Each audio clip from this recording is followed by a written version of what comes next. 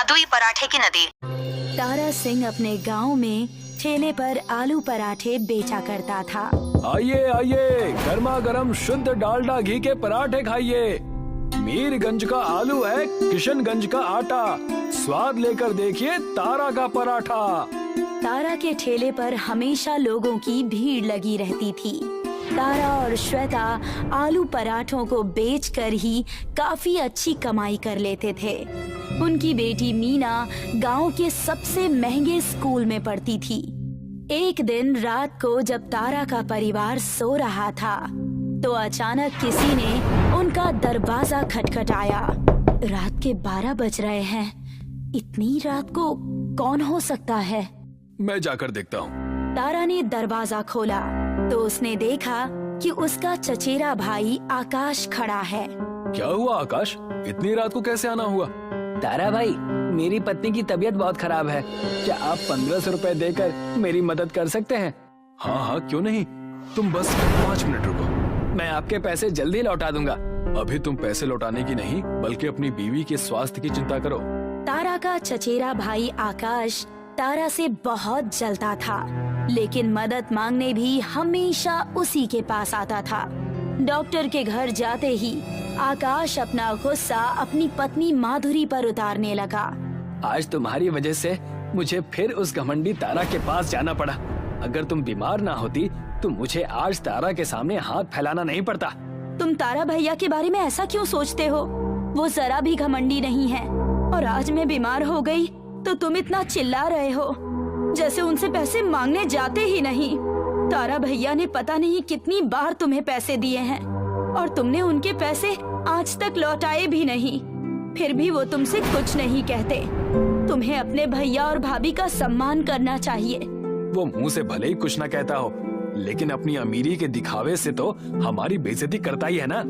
वो अमीर हैं, लेकिन वो अमीरी का दिखावा करते हैं, ये तुम्हारा भ्रम है। तुम गरीब हो इसीलिए उनकी अमीरी तुम्हें चिढ़ाती है। तुम मेहनत से किसी एक जगह पर काम क्यों नहीं करते? अगर भगवान चाहेंगे तो तुम भी किसी दिन अमीर बन जाओगे। आकाश जहाँ भी नौकरी करता वहाँ चिड़चिड़ा रहता। वो मन से कभी काम नहीं करता था। वो कोई भी नौकरी साल भर से ज्यादा नहीं कर पाता। एक दिन आकाश मुंह लटकाकर घर पहुँचा तो माधुरी उससे बोली, लगता है आज फिर तुम्हारी नौकरी छूट गई। मेरी मानो तो तुम तारा भैया के पास चले जाओ। वो तुम्हें अपने आलू के पराठे के ठेले पर जरूर कोई काम दे देंगे। तारा मुझे काम पर कभी नहीं रखेगा।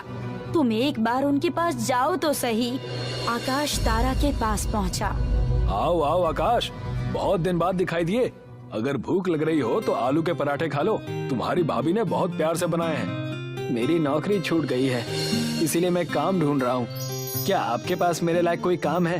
ठेले का काम तो मैं और श्वेता संभाल लेते हैं, लेकिन अगर तुम भी हमारे साथ काम करना चाहते हो तो एक काम करते हैं, मैं एक रेस्टोरेंट खोल लेता हूँ। हाँ ठीक है, हमारे ग्राहकों को खड़े रहना पड़ता है। अगर रेस्टोरेंट होगा तो ग्राहक आराम से बैठकर पराठों का मजा ले सकेंगे। उस दिन आकाश बहुत गुस्से में घर पहुंचा। क्या हुआ? आप इतने क्रोधित क्यों हैं? क्या काम नहीं मिला? काम तो मिला, लेकिन मेरी वजह से अब वो तारा और अमीर बनेगा। मेरे वहाँ जाते ही उन दोनों ने एक रेस्टोरेंट खोलने का फैसला किया है। तो इसमें बुरा क्या है? आपको भी तो पैसे मिलेंगे। तुम मुझे मत बताओ कि अच्छा और बुरा क्या है। आकाश तारा के साथ काम करने लगा। तारा आकाश को रोजाना 500 रुपए देता था, लेकिन आकाश की नजर तारा की कमाई पर रहती। खुद तो इसने नोटों का ढेर लगा लिया है और मुझे सिर्फ 500 रुपए थमा देता है। मेहनत सब मैं करता हूँ और गुलाब जामुन ये दोनों खाते हैं। कुछ करना पड़ेगा। तारा के रेस्टोरेंट में मंगल सिंह नाम का एक शुद्ध शाकाहारी ग्राहक आता है। वो तारा का पुराना ग्राहक था। आओ आओ मंगल भाई, बैठो, मैं अभी आपके लिए पराठे लगवा देता हूँ। अरे आकाश, जरा मंगल भाई के लिए प्लेट लगा दो। आकाश ने चुपके से मंगल सिंह के पराठों में नॉनवेज के कुछ टुकड़े डाल दिए। मंगल ने पराठे खाए तो उसे पता चल गया कि पराठों में नॉनवेज है। मंगल सिंह भड़क उठा। आलू के पराठे में नॉनवेज कैसे आ गया? मंगल सिंह के साथ अमंगल? मुझे नहीं पता, मैं तो सिर्फ पराठे ग्राहकों तक पहुंचाता हूँ। पराठे बनाने का काम तो तारा भैया और श्वेता भाभी करते हैं। क्या रे तारा, तूने पराठे में नॉनवेज मिलाकर हमारे साथ विश्वासघात किया है। अब मैं तेरा रेस्टोरेंट बंद कराकर तुझे गांव से बाहर निकलवाऊंगा। मंगल सिंह गांव का अमीर आदमी था। उसने गांव के प्रधान से बात करके तारा के परिवार को गांव से बाहर निकलवा दिया। आज तो मजा ही आ गया। अब मैं गांव में अपने आलू पराठे बेचूंगा और खूब धन कमाऊंगा। आकाश ने गांव में आलू पराठों का ठेला लगाना शुरू कर दिया। उधर तारा, श्वेता और उनकी बेटी जंगल के रास्ते दूसरे गांव जा रहे थे। तारा का परिवार बहुत थका हुआ था। श्वेता जोर जोर से रोने लगी। रो मत श्वेता, आज हमारे भाग्य में दुख लिखा है, कल सुख भी आएगा। लेकिन अब हम कहाँ जाएंगे और कैसे कोई काम धंधा शुरू करेंगे? हम तो अपना घर भी बेच चुके। हमें आगे बढ़ते रहना होगा जब तक हम किसी गांव में नहीं पहुंच जाते। तारा का परिवार जंगल में रास्ता भटक गया। ये जंगल तो खत्म होने का नाम ही नहीं ले रहा। लगता है हम भटक गए हैं। अचानक उन्हें पानी की आवाज सुनाई दी। तीनों पानी की आवाज का पीछा करते करते एक नदी के पास पहुँचे। उन्होंने देखा कि नदी में आलू के पराठे तैर रहे हैं। तारा ने नदी का पानी पिया और पराठा खाकर देखा। ये तो चमत्कार हो गया, नदी का पानी ठंडा है और पराठे गरम। यहाँ पर तो कोई इंसान दिखाई नहीं दे रहा। लगता है ये नदी सबसे पहले हमने ही खोजी है। हमारे पास धंधा शुरू करने के लिए लागत नहीं है।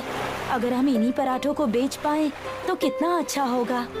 ठीक कहा, अब हमें बस एक गांव की तलाश है। कई किलोमीटर चलने के बाद वे बेसनपुर नाम के एक गांव में पहुंच गए। शुरुआत में उन्हें एक झोपड़ी में रहना पड़ा। तारा रोज अंधेरे ही पराठों की नदी पर चला जाता और ढेर सारे पराठे ले आता। फिर वो उन्हें गांव में बेचता। नदी के पराठों की विशेषता ये थी कि वो कभी भी खराब नहीं होते थे। धीरे धीरे तारा की आर्थिक हालत सुधरती गई और उसने एक मकान खरीद लिया। उधर आकाश भी अब गरीब नहीं रह गया था। उसने पराठे बेच बेच कर मोटरसाइकिल खरीद ली थी। आज गांव के एक आदमी ने मुझे बताया कि तारा और श्वेता बेसनपुर गांव में हैं। कल मैं उनसे मिलने जाऊंगा और उन गरीबों को अपनी मोटरसाइकिल दिखाकर चिढ़ाऊंगा। अगले दिन आकाश बेसनपुर गांव पहुंचा। उसने एक आदमी से पूछा, सुनो भाई, यहाँ तारा का घर कौन सा है? तारा आलू पराठे वाले का घर वो सामने है। आकाश ने जब देखा कि तारा बड़े मकान में रह रहा है तो उसका सारा उत्साह ठंडा पड़ गया। वो तारा के घर पहुंचा। अरे आकाश, इतने सालों बाद तुम मिलने आए। हम तो तुम्हारा कब से इंतजार कर रहे थे। और बताओ, घर पर सब कुशल मंगल तो है? हाँ भैया, सब ठीक है। तारा भाई, आप इतनी जल्दी अमीर कैसे हो गए? तुम घर के आदमी हो इसलिए तुम्हें बता देता हूँ। दरअसल हमें एक आलू पराठों की नदी मिल गई है। उस नदी से मैं पराठे यहाँ गांव में ले आता हूँ और गांव में मैंने 4 रेस्टोरेंट खोल रखे हैं। उनमें मैं पराठे बेचता हूँ। क्या आप मुझे वो नदी दिखा सकते हैं? हाँ, क्यों नहीं, मेरे साथ चलो। तारा आकाश को पराठों की नदी पर ले गया। ये तो सच में चमत्कार है।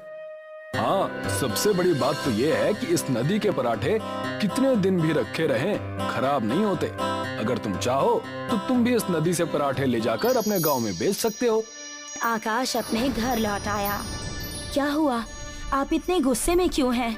क्या तारा भाई से मुलाकात नहीं हो पाई? तुम चुप रहो, मेरा दिमाग मत खाओ। तारा को आलू पराठों की जादुई नदी मिल गई। मैंने यहाँ पागलों की तरह मेहनत की और लागत लगाकर थोड़ा प्रॉफिट कमाया। उधर तारा ने तो कोई मेहनत नहीं की और बिना लागत के सिर्फ प्रॉफिट ही प्रॉफिट कमाया। इसीलिए वो मुझसे भी ज्यादा अमीर बन गया। तारा भैया से जलने की कोई जरूरत नहीं। तुम भी उस नदी से पराठे ला सकते हो। क्या तारा भैया ने तुम्हें वहाँ से पराठे लाने के लिए मना किया है? नहीं, मना तो नहीं किया है, लेकिन मुझे जल्द से जल्द तारा से अमीर बनना है। तारा ने 4 रेस्टोरेंट खोले हैं तो मैं 10 खोलूंगा। सिर्फ गांव में ही नहीं, शहर में भी खोलूंगा और हर रेस्टोरेंट पर पराठों की सप्लाई करूंगा। अगले दिन आकाश तारा के पास पहुंचकर बोला, तारा भैया, मैं पराठों की नदी में एक बांध बनाऊंगा। बहती हुई नदी में सारे पराठे बह जा रहे हैं, उन्हें इकट्ठा करना मुश्किल है। मैं बांध बनाकर पानी रोक दूंगा और ढेर सारे पराठे इकट्ठे कर लूंगा। ऐसा करने की कोई जरूरत नहीं है। नदी का पानी स्वाभाविक रूप से बहता रहे तभी अच्छा है। बांध बनाने की कोई जरूरत नहीं। और तुम बांध बनाओगे कैसे? मैं अकेले ही बांध बनाऊंगा। आकाश ने तारा की एक नहीं सुनी और उसने नदी पर एक हैवी डैम बना दिया। आकाश पराठे इकट्ठे करने लगा। एक दिन जब आकाश नदी से पराठे इकट्ठे कर रहा था तो नदी का बांध बहुत ज्यादा पानी इकट्ठा हो जाने की वजह से फट गया और आकाश नदी में बह गया। फिर उसका कुछ अता पता नहीं चला। तभी तो कहते हैं इंसान को थोड़े में ही संतुष्ट रहना चाहिए। बहुत ज्यादा की लालच अच्छी नहीं होती।